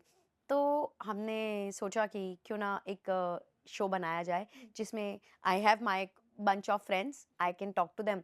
तो साजिद खान जो कि मेरे ब्रदर हैं, उनको मैंने ये आइडिया क्रैक किया, उन्होंने कहा ब्रिलियंट है, तू कर। मैंने कहा, आप आओगे? कहते हैं हाँ। फिर मैंने कीकू को पूछा, कीकू शारदा, जो कि मेरे बहुत पुराने एसोसिएट, हमने एफआईआर से काम किया हुआ है। तो उनसे पूछा, मैं कहा, तू आएगा क्या? तो उसने कहा, हाँ हाँ, क्यों नहीं आऊँ, कितनी देर लगी? मैं कहा, 2 घंटे बस, आ जाऊँगा। तो वो आ गया। गुरमीत के साथ मैंने काम किया हुआ है, वो आ गया। नच बलिए किया था गुरमीत के साथ, गीत हुई सबसे पराई किया था, तो we had a very good bond. तो वो भी आ गया। अली असगर, उनका कहानी घर घर की, एफआईआर, और बहुत सारे शोज किए थे, वो आ गए। तो ऐसे ना कॉन्फिडेंस बढ़ता चला गया, और शो बहुत अच्छा दिख रहा है, ऑटो अफेयर्स। तो लोगों को एक अलग तरीके से एक सेलिब्रिटी को जानने का तरीका, अराउंड देयर कार्स, कि कभी आप गाड़ी में रोए हो, कभी आपने गाड़ी में कोई मस्ती की है, कभी पुलिस वालों से पकड़े गए हो, आपके लॉन्ग ड्राइव की कौन सी प्लेलिस्ट है, या आपके पापा की पहली गाड़ी कौन सी है, या कभी लॉन्ग ट्रिप्स पे कहाँ गए हो। क्वेश्चंस लाइक कार में जब कोई रिचुअल फॉलो करते हो जब गाड़ी लेकर आते हो, तो इस तरह की चीज़ें लोगों को पसंद आई हैं। मैंने एक चीज़ और पढ़ा था, आपको जो आपकी पहली कार थी, हम्म, उससे बड़ा प्यार था। हाँ। उसके पीछे की अगर थोड़ी-सी आप मुझे बताएँ, मतलब पहला कार जब आपने लिया और जो आपका यार प्यार। मैं पहले तो पिताजी की दम पे ही थी गाड़ियाँ। मैंने करीबन आई वाज 13 इयर्स ओल्ड, तब मैंने गाड़ी चलानी सीख ली थी। बट तब गाड़ी पापा देते नहीं थे, तो चुप चुप के निकाल लेते थे। बट फिर बॉम्बे आना हो गया, तो गाड़ी तो थी पर वो भी पिताजी की दी हुई थी। पर जब वो आया ना, अपना सुनामी आया था अपना बॉम्बे में, तब मेरी भी गाड़ी बह गई। अब मैं विदाउट कार थी, तो मैंने पापा को बोला कि मुझे गाड़ी लेने। कहते हैं हाँ, अब तो तुम इतना पैसे कमा रही हो, करो। तो उस टाइम पे मुझे याद है मैं बालाजी का शो कर रही थी, और बालाजी के पैसे बहुत फकते हैं यार, मतलब। और मैंने ईएमआई पे कुछ 8,000 रुपए की ईएमआई थी। मैंने होंडा सिटी ली थी, गैलेक्सी ग्रे कलर की, और उसको मैं बोलती थी माई पर्ल। तो वो गाड़ी मुझे आज तक याद है। और मुझे याद है जब मैंने उसको सेल ऑफ भी किया था, तो मैंने उसको बोला, तूने मेरा बहुत साथ दिया, ऐसे ही तो आगे साथ देना, गुड बाय माय लवर। तो ऐसे बाय करते हैं, like I have a very strong feeling with them. या आपके पॉडकास्ट में जैसे आपने कहा आपके इतने सारे फ्रेंड्स आके गए, किसकी बातें सुनकर कैसे ना आप एकदम शॉक हुई हो कि मतलब यार ये इंसान के अंदर इतने इमोशंस हैं, इतना इमोशनल दैट है। Was Kiku. Okay. One was Kiku. There are lot many others, but Kiku surprised me. But like, क्या है ना, कीकू की पर्सनालिटी को देख के ऐसा नहीं लगता कि he was a dude in the college, कि वो नहीं है ऋतिक रोशन, कि लाइक लड़कियां मर रही हैं और ऐसे पलट के देख रही हैं, किसने मुझे नहीं देखा। करेक्ट। आप कीकू शारदा को देख के ऐसा नहीं सोच सकते हो। करेक्ट। और मैं कीकू को इतने टाइम से जानती हूँ कि वो is is a good built. तो कभी मुझे ये नहीं लगता था कि इसके पीछे लड़कियां ऐसे होंगी, या ये डूड होगा, या ये स्किट मारता होगा। जब उसने मुझे बताना शुरू किया ना कि हम कॉलेज में जाते थे, और कॉलेज में मेरी गाड़ी का नाम था, और मैं स्किट मारता था, और मेरे फ्रेंड्स आते थे, और मैं उसको ऐसे देखा, really Really? It was so surprising to know somebody like you was like that as well. In fact, Gurmeet के टाइम पे भी उसने मुझे बताया कि उसने अभी तक अपनी 20 साल पुरानी बाइक, जिसको वो चलाता भी सिर्फ संडेज को है, वो अभी भी रखी हुई है। 20-22 साल पुरानी उसकी बाइक, वो अभी भी रखी हुई है। मैं कहा क्यों? कहता यार कनिका, वो ना मेरे मर्सिडीज के सामने पार्क होती है। कहता मुझे ना याद रहता है कि मैं कहाँ से चला था, कि ये मर्सिडीज मेरे सर पे ना चढ़े। मैं कहा यार कितनी बड़ी बात है कि एक इंसान एक व्हीकल से अपने आप को रिमाइंडर दे रहा है कि I started from here, I am here, but I should not forget from where I have come. So beautiful ना। तो yeah these two really surprised me. Pooja Gaur, Pooja Gaur मुझे याद है, पूजा गौर का दूसरा तीसरा दिन था, वो अहमदाबाद से आई थी और मेरी गाड़ी में बैठी थी। वो ऐसे कनिका प्लीज ऐसे कब ऐसे गाड़ी मत चलाओ प्लीज। और वो मुझे ज्यादा कुछ कह भी नहीं पा रही थी, क्योंकि मैं टीवी में बहुत बड़ी स्टार थी उसके सामने, तो वो कुछ कह भी नहीं, लिटरली वो डर गई थी। और जब मैंने उसके पॉडकास्ट किया तो like you were driving like a maniac, really. But I was very surprise. उसने कहा मैंने F1 सर्किट पे अपनी फरारी चला रखी है। आई वॉज लाइक वाओ, तू चला रही थी? कहती हाँ। कहती suddenly I had so much of love for cars, और आई डिस्कवर्ड इट। मैंने कहा वाओ। होता है ना, आप किसी को किसी तरीके से जानते हो और फिर उसका एक अलग आर्क देखते हो और कहते हो वाओ यार, like that's a change in you.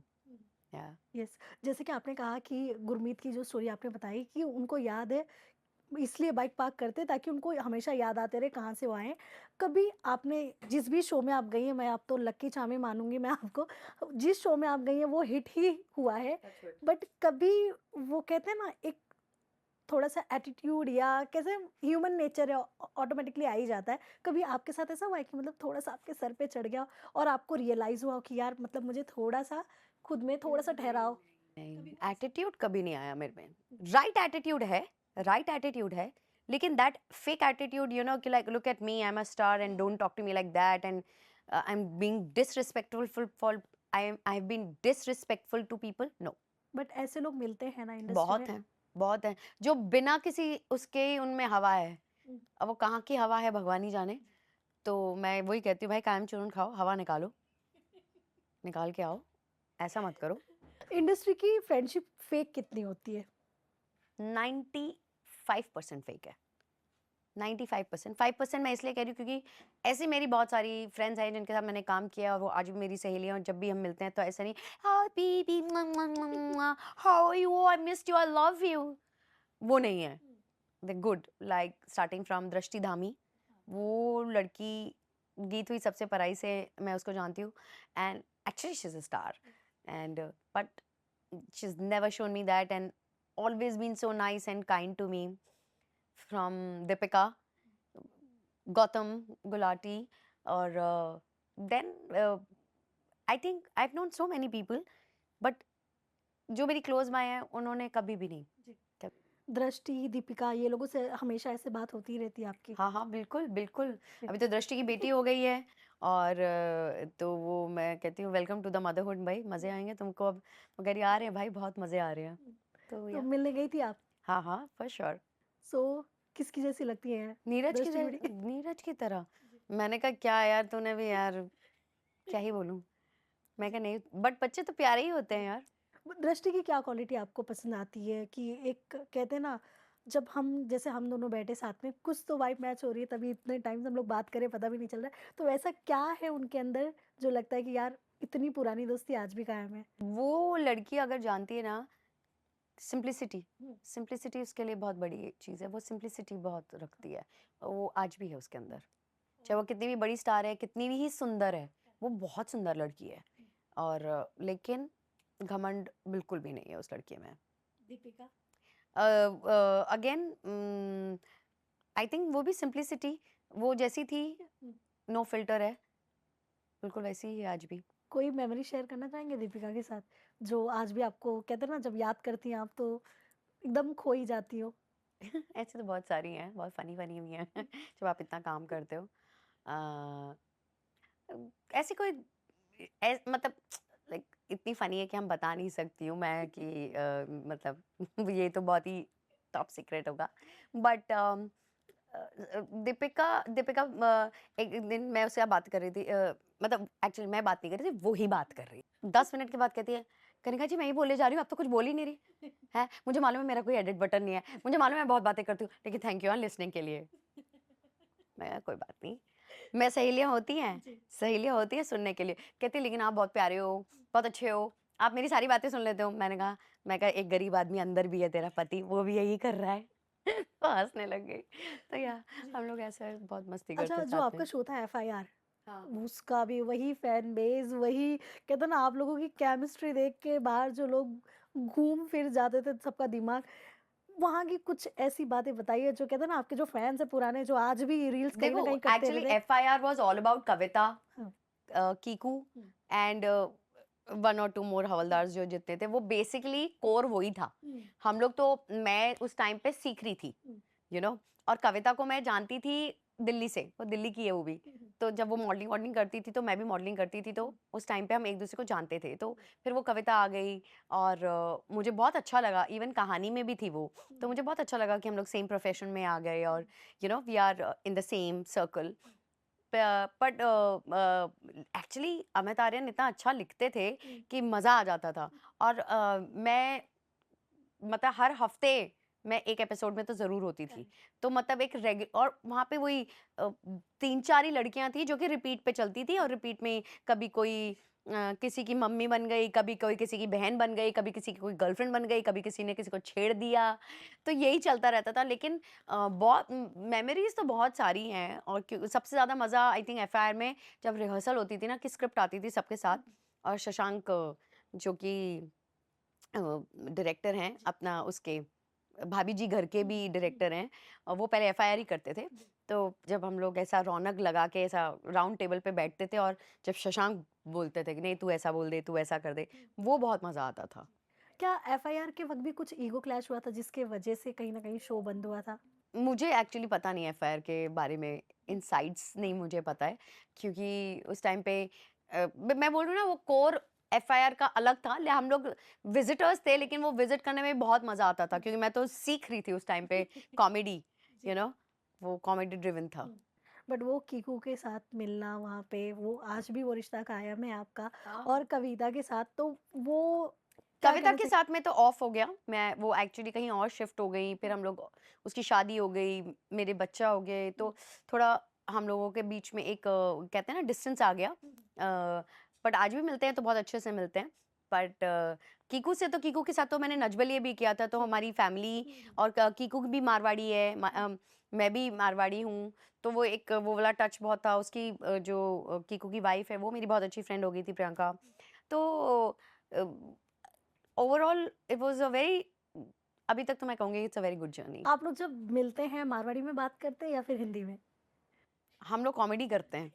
Marwari में मिल जाए तो, हिंदी में मिल जाए तो, पर हम लोग कॉमेडी करते हैं जी। एक-दूसरे के साथ सो में। अभी आपके करंट शो की अगर मैं बात करूँ, एक तो कमेंट की वजह से जो आपको बैकलैश कुछ दिनों से ये जो आप झेल रही हैं आप, उसके पीछे मतलब क्या बताना चाहेंगी कि वो कैसे मुँह से कैसे निकल गया? मतलब कैसे आपने वो चीज़ें बोली एंड आपको लगा था क्या कि मतलब मेरी ये बात इतना कैच कर लेंगे यार लोग? पता है, पहली बात तो मुझे कुछ पता ही नहीं था, हुँ, ऑनेस्टली। हुँ, एक रात पहले उसने लिख कर भेजा, पार्थ का, मैंने एक पोस्ट देखा that I am getting off from this thing, social media. Social media, blah blah blah blah blah. हुँ, अब मैं पता नहीं इसको क्या हो गया। एंड नेक्स्ट डे मेरा, मुझे याद है, नेक्स्ट डे मेरा शूट नहीं था। हुँ, फिर उसके बाद में मैंने देखा रीशु का हुँ, एक पोस्ट आया हुआ था, मैंने कहा I don't know what's wrong. तो मैंने बहुत अच्छा मैसेज लिखा था कि सच में नज़र लगी है, 10 बजे का शो 8:30 पे आ जाए, हुँ, जियो पे नंबर 1, सब लोग इतना पसंद कर रहे हैं दोनों को, टच वुड। और मैंने कहा कि like love and hate are the phases of the same coin, hmm, and you know, people really love you, get up, stand up and show up. Hmm, it does not mean that I am supporting her, hmm, I am just giving her a tap on her back because she's just newcomer. Hmm, As a senior artist, it's my responsibility to pep up a girl who's a newcomer and who is an asset for the show, right? But उसको इतना खराब तरीके से लिया गया, मुझे इतने dirty messages आए हैं, बर्थडे पे इतने डर्टी मैसेजेस आए हैं, मुझे अ, अरे लंगड़ी फूपी, क्या ही कर लेगी, अपना मुंह बंद रख, तुझे क्या पता, ये वो, ऑल दैट, यू नो, तुम पार्थ को प्यार नहीं करती हो, पार्थ के सारे सीन्स तुम्हारे साथ होते हैं, और तुम ऐसी हो, तुम तो दगाबाज हो। पता है, ये सब सुन के अच्छा नहीं लगता। आप एक डिग्निफाइड एक्टर को मैसेज कर रहे हो, which been working from the last 2 decades. If you have a liberty to write, at least, and I know we live in a democratic country, but it does not mean that you can write anything to anybody. And I was very upset. And in fact, people around me told me, तुझे ये नहीं करना चाहिए था, तुझे ये नहीं करना चाहिए था। मैंने कहा, I am not regretting what I wrote. I don't want to say that. But it felt a thing कि जब इंसान सच्चाई लिखता है, बात करता है, तो सच लोग हजम नहीं कर पाते, वो मुझे बुरा लगा, बस और कुछ नहीं। और haters will do their job, मेरा काम क्या है, अपना परफॉर्म करना, मेरी परफॉर्मेंस बताएगी तुम हेटर्स को, और कुछ नहीं बताएगा। वो कमेंट्स की वजह से कैसे आपने अपना जो कहते हैं ना आपके अंदर का जो गुस्सा था, जो अपसेट है आप, वो आपने तो बता दिया, बट उसकी वजह से कितना आपको इम्पैक्ट हुआ था वो चीज़ों की? यार बुरा तो लगता है ना, आपके बर्थडे पे हैप्पी बर्थडे की जगह आप ये मैसेजेस पढ़ रहे हो, बुरा तो लगेगा ना, कि लोग इस तरह की बातें, गंदी गालियाँ मेरे बेटे के बारे में, मेरी फैमिली के बारे में लिख रहे हैं। That was really annoying. They और उनको पता भी नहीं है सच, पहली बात तो उनको सच ही नहीं पता है, दे आर जस्ट अज्यूमिंग कि मैं रीशु की साइड हूँ। मैं I was not doing any side thing कि ये मेरा साइड है कि वो मेरा साइड है, मैं साइड नहीं कर रही थी। आई and even not supporting anybody कि तू राइट है कि तू wrong. I am nobody to जज, आई एम नोबडी टू जज। I was just giving a thing कि भाई you are an asset, Partha and Rishu both are asset to other show. अब मुझे अपने शो से मतलब है यार, मैं कोई भी ऐसे शो से एसोसिएट नहीं होना चाहती हूँ कि जो है flop show. And actually I am very lucky कि मैं जौन सा शो करती हूँ वो बहुत बहुत हिट होता है। तो मैं नहीं चाहती हूँ that I get associated to a show वो जो 5 महीने में बंद हो गया। I don't want. तभी मैंने बहुत टाइम तक सबैटिकल लिया कि मुझे कोई मज़ा ही नहीं आ रहा था रोल्स में, कि नहीं मुझे ऐसे रोल्स करने ही नहीं है। It needs to be very promising and challenging, तभी मैं करूँगी वरना नहीं करूँगी। ये आपकी लाइफ में आया कैसे था, ये शहर होने को है? या मुझे याद है 1 जनवरी को this friend of mine message में कि तू यार तू डेली सोप कर ले, थोड़े दिन के लिए करेगी? मैंने कहा कौन सा? कहता ये शहर होने को है शो है, 2 महीने का ट्रैक है, but they are looking for a mind blowing actress and this and that, तो लेट्स डू दिस। तो मैंने कहा अच्छा ठीक है 2 महीने के लिए मैं कर सकती हूँ, क्योंकि बिकॉज ऑफ रियांश ना मैं डेली सोप की बहुत ज़्यादा कमिटमेंट नहीं लेना चाह रही थी, बिकॉज बहुत टाइम चीज़ें एनर्जी लगती है। तो मैंने कहा ठीक है। फिर मैंने कहा मैं लेकिन पहले रोल सुनूंगी। तो उन्होंने रोल बताया कि सबसे पहले बताया कि ये ना फिजिकली चैलेंज्ड है, मतलब इनके पैर में वो है, तकलीफ है पोलियो की वजह से, ये एक पैर से माजूर है। तो एक पैर से माजूर होना, फिर उर्दू बोलना, और टफ लैंग्वेज थी। एक फूफी जान का एक नया गेटअप था। तो वो सारी चीज़ें बहुत ही फैसिनेटिंग लगी। मैंने कहा ठीक है 2 महीने के लिए हम लोग ट्राई कर सकते हैं। लेकिन टच वो 2 महीने से पहले ही मुझे मेकर्स ने बोल दिया कि no we will not extend it and this thing, now तो I am a main villain only over there. तो या अभी तो आगे आगे एपिसोड्स में मैं कल ही कहानी सुनकर आई हूँ आगे की, forward at least for a month. मैं ऐसा कि भाई लोग तो मुझे गोली मार देंगे अब। खून ही करने वाले मेरा, जो जो पता चलने वाला लोगों को। तो या कितनी रेडी हैं आप उसके लिए? खैर ये तो आदत पड़ गई आपको इतने सालों से इंडस्ट्री हाँ में। हाँ, नहीं लेकिन मजा आता है कि आपका रोल लोग इतना पसंद करते हैं कि वो उसे रियल मान लेते हैं। वो आप अपनी सच्चाई से निभा रहे हो वो रोल, तभी ऐसा होता है। तो मैं तो अपने आप को ऐसे हाथ उठाया, शाबाश। खुद से खुद का कर लो, क्योंकि आजकल लोग नहीं आते करने। भाई लोग खींचने के लिए, नीचे खींचने के लिए तैयार हैं। अगर आपको खुद जीतना है ना जिंदगी में, ऐसे हाथ उठाओ, पीछे मुड़ो और ऐसा ऐसा खुद करो। और वो आना चाहिए, सब इंसान को आना चाहिए अपने आप को टैग करना। You have to love yourself, and you love yourself you perform well. जो हुस्नारा नियाज़ी का जो आपका कैरेक्टर, उसमें जो आप फिजिकली चैलेंज का जो कैरेक्टर प्ले कर रही हैं, वो आपके लिए कितना चैलेंजिंग वो है? बहुत चैलेंजिंग है। पैरों से माजूर होना बहुत ही ज़्यादा दिक्कतों की बात है, क्योंकि एक तो मुझे कास्ट पहना देते हैं यहाँ तक, मेरे नीज तक। तो वो क्या है ना, वो स्टील की रॉड है। तो जब आप ऐसा टक लिम्प करके चलते हो तो एक तो दूसरे पैर पे बहुत प्रेशर पड़ता है, प्लस आपको हमेशा हर सीन में याद रहना है कि आपको लिम्प करना है। और बैठने में उठने में मुश्किल होती है, क्योंकि आपका पैर आधा बंधा हुआ है। तो थोड़ा सा चैलेंजिंग तो होता है मेरे लिए, लेकिन yeah I have to pull it off. Yeah but Kanika, जैसे कि पैर में जो भी आप चीज़ें मतलब सेट पे पहन रही हैं दिखाने के लिए कैरेक्टर में, वो डॉक्टर से आपने कंसल्ट किया? क्योंकि ये भी तो मसल्स है अपना, कई बार जब वो चीज़ें बंधी रहती हाँ, है। बट बहुत बार क्या होता है ना, मैं बहुत बार उसको थोड़ा खींच के कर देती हूँ, कंफर्टेबल हो जाती हूँ, थोड़ा मोड़ देती हूँ, कंफर्टेबल हो जाती हूँ। कभी-कभी कुछ सीन्स में अगर मैं नहीं ज़रूरत होती है, मैं नहीं पहनती हूँ, बट वो ये लिम्प याद रखना है, उसका मतलब किस तरह से वो चलती है, वो बहुत इम्पोर्टेंट था। किस तरह से वो आँखें मटकाती है, वो बहुत इम्पोर्टेंट था।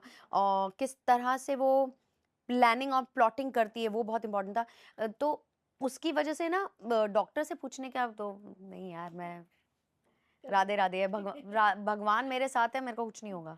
बट कुछ तकलीफ हुई आपको मसल्स वगैरह में? नहीं यार, जब उतारती हूँ ना तो मुझे ऐसा 1-2 बार 3-4 बार ऐसा पैर को ऊपर नीचे करना पड़ता है। कभी-कभी बहुत बार ऐसा भी होता है कि वो जूता पहनना ना, वो पोलियो वाला जूता पहन के ना थोड़ा-थोड़ा सूजन भी हो जाती है पैर में। अगर जैसे आप 12-13 घंटे शूट करो तो सूजन हो जाती है, बट ठीक है, आइसिंग वाइसिंग।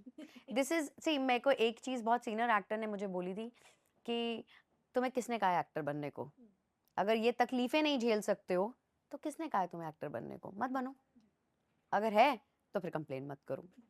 तो या जी कनिका जी, इतने सालों से आपको एक्टिंग का एक्सपीरियंस हो गया है, भले आपने शुरू से सीखते सीखते सीखते, लेकिन आज आप एक ब्रांड बन गई है, मैंने पहले भी कहा आपको। Thank you. न्यू एक्ट्रेस के साथ स्क्रीन शेयर करना कितना चैलेंजिंग होता है? अब जब आप कर भी रही हैं, यहाँ पे ऋषिता न्यू है आपके सामने। ऋषिका बिल्कुल ऐसे एम्प्टी कप की तरह है हम्म, कि उसमें पोर करो वो उतना ही सुंदर दिखती है। एक तो वो बहुत सुंदर है, बहुत प्यारी है और वेल बिहेव्ड बच्ची है, हम्म, बहुत अच्छी लड़की है और सीखने के लिए हमेशा तैयार है। अब फूफी जान आप ऐसा क्यों कर रही हो फूफी जान? और कॉन्फिडेंट है, सबसे बड़ी बात है वो लड़की कॉन्फिडेंट है, अपनी लाइनें याद करती है, अपना काम अच्छे से करके आती है, फिर कोई दिक्कत नहीं होती है। और मुझे ना यंग बच्चों के साथ में अच्छा लगता है, ऐसा अच्छा एनर्जी एक्सचेंज। हम्म, मुझे ऐसा लगता है कि उम, मतलब उनकी यंगनेस ना मेरे अंदर आ रही है, तो मुझे बहुत मज़ा आता है यंग लोगों के साथ काम करना। ये जितने भी ओल्ड होते हैं, दिग्गज होते हैं ना, इनके साथ काम करना तो ऐसा लगता है कि यार ये तो हेवी कप के साथ आए हैं, ऑलरेडी फिल्ड हैं। ये तो पोर कर करके मार देंगे हमें। हाँ सर। Okay sir. ये उर्दू लैंग्वेज कहाँ से सीख रहे हो आप? क्योंकि मैंने जब से बैठी हूँ, मैं देख रही हूँ, जो हम लोग ऑफ कैमरा भी थे, आप वो एक एक वर्ड ऐसा बोल रहे हो कि मुझे लग रहा है मुझे गूगल करना पड़ेगा। अरे अरे मेरे को खुद करने पड़ते हैं खुद। लेकिन पहले तो मैंने उमराव जान अदा करके एक बहुत फेमस वो किया हुआ है प्ले, जो कि सलीम सुलेमान सर का प्ले था। अ, तो मैंने वो किया हुआ है, तो वहाँ पे उर्दू सीखी। उर्दू सीखी मैंने, क्योंकि लाइव प्ले में भाई रीटेक नहीं है यहाँ पे। तो जिंदगी में टीवी में तो रीटेक है, लेकिन लाइव शो में नहीं है। तो उर्दू तो मेरी अच्छी है, मेहनत करके की है। लेकिन यहाँ की जो उर्दू है, क्योंकि हर रोज बोलना है, साफ बोलना है। और हमें सीन आते हैं, मैम ये आया सीन, रीड भी नहीं किया तो मैम आइए शूट करना है। मैंने कहा अरे पढ़ा भी नहीं है। वो कहता नहीं नहीं मैडम करना है। डेली सोप में तो करना है, तब भी हम याद करते हैं। और लैंग्वेज में इतनी रुमानियत है, इतना मज़ा है ना इसमें। और फिर जब मैं तौहीन के लड्डू देती हूँ सबको, तो अलग ही मज़ा आता है। कोई एक उर्दू वर्ड ऐसा जो सुनने के बाद ना तो आपका एकदम ऐसे ऐसे हो गए होंगे, और फिर उसके बाद आप गूगल भी करके सर्च किए होंगे और बहुत हंसे होंगे, ऐसा कुछ? अरे एक सीन था कि मुझे ये शहर कोई बोलना था कि पाइचे पटकारती हुई फिर रही हो। तो मैंने कहा ये पाइचे पटकारती फिर रही हो, ये डैम क्या है यार? मैंने गूगल करा, मैंने अरे अरे अरे ये तो ये है। फिर तो मैंने कहा कि मैं हैरान हो गई कि पाइचे पटकारना मतलब पता है क्या होता है? जो सलवार होती है ना, जो सलवार के पाइचे होते हैं, मतलब वो आप पहनते तो उनकी लेंथ होती है ना, यस यस यस। लेंथ नहीं ब्रेथ, हाँ। ब्रेथ होती है ना, कितनी एकदम चौड़ी यस ब्रेथ है, हाँ। उन्हें कहते हैं पाइचे। हाँ। तो कहाँ पाइचे पटकारती फिर रही हो, मतलब इसे बहुत खराब बोला जाता है मुस्लिम में, हाँ। कि पाइचे पटकारती चली और कि पूरा दिन ऐसे ऐसे घूमती फिर रही, कहाँ घूम रही है तू, इधर आ। तो वो बड़ा मजेदार था। फिर एक था ये तो ऐसी है कि मारे छी का बुलाए 30। हाँ। और एक और डायलॉग बड़ा मजेदार था ये, हाँ, कि काम ना धंधा और थक गया बंदा। तो मजेदार डायलॉग्स भी हैं, और जिनसे मैं बोलती हूँ ना हाय गजब। और वो हाय गजब भी ऐसा हुआ कि मैम ने बहुत सारी चीजें लिख रही थी, तो मैंने उसको बहुत अंदाज से बोला हाय गजब, हाय गजब। तो उन्होंने कहा अरे यार ये बहुत अच्छा है, इसको यूज करते हैं। तो वो यूज करने में इतना आया, तो अब तो हर लाइन के बाद ये होता है हाय गजब। तो वो बहुत मजेदार है। पार्थ के साथ आपके ज्यादा सीन्स आपने शूट किए, if I am not wrong. या कैसा बॉन्ड बना है आपका उनके साथ? या पार्ट ना वो कैरेक्टर में ही रहता है माहिद के, जिसे कहते हैं ना मेथड एक्टिंग। एक तो मैं छोटी भी हूँ, उसके और मेरे बीच में 1 फुट का फर्क है। वो 6'2" है, मैं 5'1" हूँ, तो मतलब काफी फर्क है। मैंने कहा बेटे मैं तो तुम्हारे पेट पे ही खत्म हो जाती हूँ, क्या ही कहूँ। तो थोड़ा बहुत थोड़ा बहुत मैं उसको हंसाने की कोशिश करती हूँ, लेकिन वो फूफी जान तो वैसे ही रहता है। बट मेहनती लड़का है, मैं यही कहूँगी, हार्ड वर्किंग लड़का है वो। पहला इंटरेक्शन कैसा था आपका पार्थ के साथ? पहला इंटरेक्शन पार्थ के साथ में अच्छा था, मेरा उसी के साथ सीन था, एंट्री में था। और हम लोग बना ही रहे थे कि किस तरह से हुस्ना आरा दिखनी चाहिए, बात करनी चाहिए, लहजा कैसा होना चाहिए, किस तरह पे वो अदाएं दिखाएगी और किस तरह से सामने वाले को शट करेगी। तो करीबन 10-15 रीटेक हो चुके थे। सो वो मुझे देख रहा था, मैं उसको देख रही थी। मैंने कहा you have to bear with me buddy. कहता no no ma'am, absolutely I am just there. तो वो जेस्चर बहुत अच्छा था उसका। जी। अ, बहुत सारे कैरेक्टर्स है इस शो में, सबसे ज़्यादा अगर आप हुस्नारा नहीं होती तो किस कैरेक्टर में रहना पसंद करती? कौसर, कौसर का रोल बहुत बहुत अच्छा है। या मतलब इम्पैक्टफुल, परफॉर्मेंस ओरिएंटेड, उसमें दर्द है, तकलीफ है, डेप्थ है, वैरायटी है। काफ़ी अच्छा रोल है कौसर का। अगर मुझे मिलता वो कौसर का रोल तो मैं बहुत मन से करती। अपना एक अलग फ्लेवर डालते उसमें। अपना अलग फ्लेवर डालती, लेकिन जो माही विज कर रही है वो तो मुझे रुला देती है। मैं माही को बोलती हूँ मेरे रोंगटे खड़े हो जाते हैं जब तू सीन करती है। इतनी इतनी अमेजिंग काम करती है वो। कैसा बॉन्ड है आपका माही के साथ? मेरा साथ बहुत अच्छा है। मैं तो उसको तब से जानती हूँ जब वो 16 साल की थी और मैं भी थी। हम साथ में हमने काम किया हुआ है। और मैंने माही के साथ में ही एपिसोड करा अभी जो 3 मई को रिलीज होगा। आप देखिएगा ऑटो अफेयर्स के उस पे प्लेटफॉर्म पे, आपको बहुत मजा आएगा। ऐसी ऐसी हम लोगों ने बातें की हैं हमारी बचपन की। और थोड़ा सा बता देती हूँ कि मेरा और माही का एक कॉमन बॉयफ्रेंड भी था। 16 साल के थे तब। तो वो भी हमने थोड़ा डिस्क्राइब करा है कि क्या हुआ था, कैसे हुआ था। So yeah that all was also fun. Triangle love story थी? लव स्टोरी कहाँ, 16 साल में कहाँ की लव स्टोरी थी। मतलब वो जो भी फ्रेम हो गई होगी उस वक्त जो अब वो कॉमन तो बॉयफ्रेंड। आप ऑटो अफेयर्स के एपिसोड में देखिएगा तब आपको पता चलेगा। लेकिन माही के साथ में मेरा बहुत अच्छा बॉन्ड है। जी, तो ये जो कॉमन बॉयफ्रेंड वाली बात थी ये अभी पॉडकास्ट में पता चला आपके? अभी पता चलेगा सबको, हमें तो पता ही था। लेकिन हमने ऐसे मस्ती मस्ती में बोल दिया। फन था वो, लेकिन फन था। तो ये बताइए जो भी आजकल खबरें चल रही है पार्थ और कहते हैं ना ऋषिता के बीच में जो लड़ाई झगड़े चल रहे, क्या ये सच है? मतलब उसके उनके बीच में लड़ाई झगड़े कुछ नहीं है। There is some, I think there is a misunderstanding जो मुझे लगता है। जैसा उ- आपका और गौतम का हो गया था। हाँ, वो हर सेट पे होता है। वो आप कहीं घर में भी रहोगे ना, वो कहते हैं ना जहाँ बर्तन है वहां बर्तन बजेंगे भी। तो आप जब इतना काम साथ में करते हो तो कुछ ना कुछ मिसअंडरस्टैंडिंग्स होती हैं। माँ बेटियों के बीच में होती हैं, हस्बैंड वाइफ के बीच में होते हैं, भाई बहनों में होती हैं। तो ये तो को एक्टर्स हैं जो कि 12 घंटे साथ में काम करते हैं। चाहे दुख के सीन हो, सुख के सीन हो, रोमांटिक सीन्स हो, सब साथ में काम करते हैं। तो मुझे लगता है श्योरली एंड मिसअंडरस्टैंडिंग हुई है, या श्योरली मैं कह नहीं सकती हूँ, मैं कमेंट नहीं करना चाहती हूँ बिकॉज एक्चुअली इतनी बैकलैश मेरे पे ऑलरेडी हो चुका है कि मैं इस पे क्या कमेंट करूँ। बट ये हो सकता है ऐसी चीज है कि इनको बिठा के समझाया जा सकता है।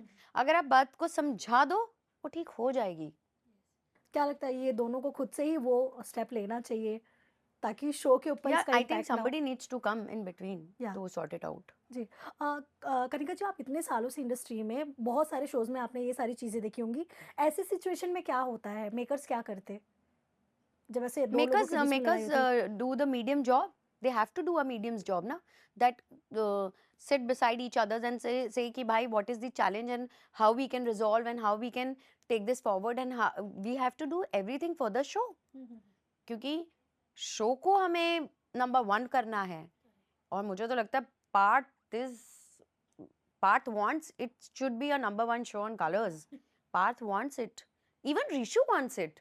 उस ऋषु के लिए तो बहुत बड़ा ब्रेक है ये। इवन वी वांट कि नंबर 1 शो हो, यू नो। तो उसके लिए देखना कुछ ना कुछ होगा, भगवान है, अल्लाह है। इसके अलावा आपका कुछ नया आने वाला है जो बताएंगे आप?